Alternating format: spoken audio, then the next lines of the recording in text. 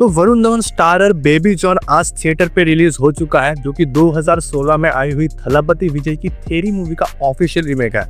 तो कंपेयर होगा, yes compare होगा कि कौन किससे ज्यादा बेटर है, कौन सी सीन कहां से कॉपी की गई थी, एग्जैक्ट कौन से सीन थे। और उससे पहले मैं आप सबको इसका review and full fledge comparison दूं थेरी मूवी से, सबसे पहले बात कर लेते हैं इसके कैमियो अपीयरेंस की, जो कि था भाईजान का कैमियो। क्योंकि अगर तुम सलमान खान के फैन हो, सिर्फ और सिर्फ कैमियो देखने के लिए मूवी को देखने जाना चाहते हो, तो बिल्कुल मत जाओ, क्योंकि भाईजान का कैमियो एकदम मूवी के लास्ट में होता है एंड जो कि मूवी के स्टोरी से कोई लिंक नहीं रखता। कहने का मतलब है कि मूवी खत्म हो जाती है एंड वरुण धवन उनके जो गैंग मेंबर है उनको पकड़ लिया जाता है और वहां आके भाईजान थोड़ा बहुत एक्शन करते हैं मासी स्टाइल में, एंड वही जो था वही उनका कैमियो था। और जो भी हो, भाईजान का कैमियो था या फिर एक्शन था, इसमें जो भाईजान हमको जिस अवतार में दिखे हैं उससे मैं काफी ज्यादा कॉन्फिडेंस हुआ हूँ। माँ कसम भाई, मेरे थिएटर में पूरा मूवी खत्म हो गया लेकिन एक बंदे के मुंह से चू तक आवाज नहीं निकली। लेकिन जब सलमान खान आए स्क्रीन पे, भाई लोग पागल हो रहे थे। जिस मासी वे में कलर पैलेट के साथ भाईजान को प्रेजेंट किया गया है, वो देख के मुझे मजा आ गया। और यही कहना चाहूंगा कि अगर तुम भाईजान के कैमियो के लिए मूवी को देखने जाना चाहते हो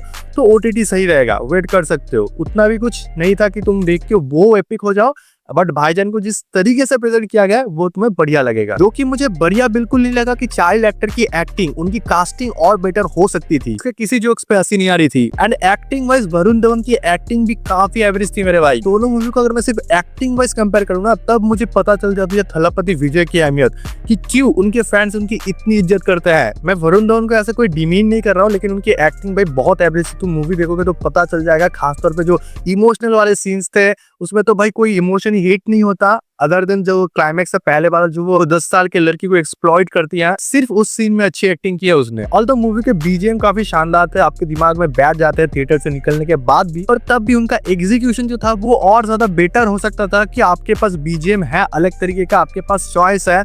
तो आप जब जेकी दादा को एंट्री दिलवा रहे हो तो सेम बीजीएम पे क्यों दिला रहे हो जिसपे आप वरुण धवन को भी दिलवा रहे हो।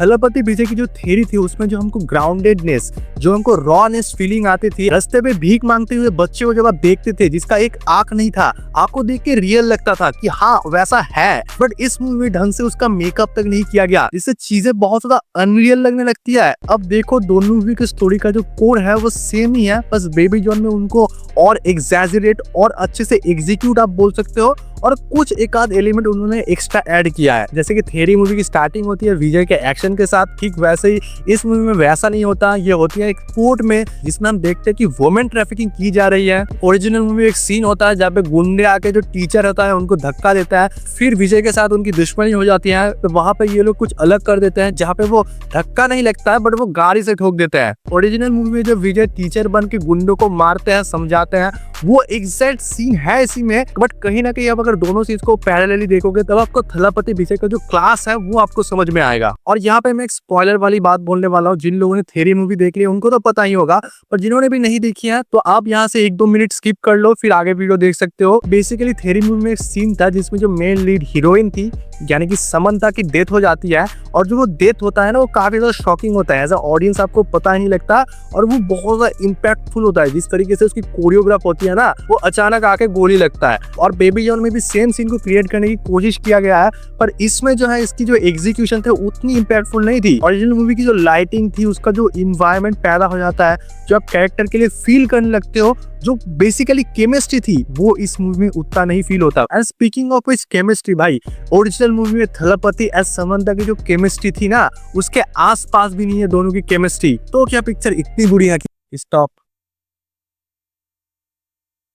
बहुत गाली दे दिया है, अब थोड़ा तारीफ करने दो, सुन के जाना। यहाँ से वीडियो को मत छोड़ना, क्योंकि यहाँ से कुछ पॉजिटिव्स बोलने वाला हूँ जो कि थलपति विजय के जो थ्योरी थे उससे बेटर थे इस मूवी में। देखो ऐसा नहीं था क्योंकि मैं ओरिजिनल मूवी से कंपेयर कर रहा हूँ तो सब कुछ ही नेगेटिव था इस मूवी में। कभी भी कोई ओरिजिनल मूवी बनती है ना, उसका रीमेक बनता है तो बहुत ही टफ होता है उसके लेवल को मैच करना, अनटिल अनलेस वो ऋतिक रोशन ना हो, जैसा कि हमने विक्रम वेदा में देखा था। मेरे नजर में उन्होंने तो लगभग ओरिजिनल को टेक ओवर ही कर दिया था। पर कोई नहीं, हर कोई ऋतिक रोशन नहीं होता है, पर तब भी कुछ लोग वरुण धवन होता है, इस वजह से कुछ पॉजिटिव्स भी रह जाता है। कहने का मतलब अगर दोनों मूवी को कंपेयर किया जाए ना तो दोनों की बजट में डिफरेंस है, दोनों की लाइटिंग में डिफरेंस है, दोनों की सिनेमेटोग्राफी में डिफरेंस है। And that's the point. Cinematography, lighting baby John का ज्यादा बेटर था। थ्री मूवी की जो एडिटिंग थी वो काफी ज्यादा एब्रप्ट थी, ऐसा देख के लग रहा था कि कोई बिगिनर एडिटर ने एडिट किया है, बट बेबी जॉन ने उन लूप होल्स को भरा है। इस मूवी की एडिटिंग काफी ज्यादा शानदार थी कि जब ओरिजिनल मूवी मैंने देखी थी ना, तो उसमें विलेन को लेके मेरे मन में काफी ज्यादा वो डाउट रहा था, मैं सेटिस्फाइड नहीं हुआ था उसके बैक स्टोरी से, उसके सेटअप से, क्योंकि विलेन को स्क्रीन में बस लाया गया था और उसका कोई खौफ नहीं बैठाया गया था।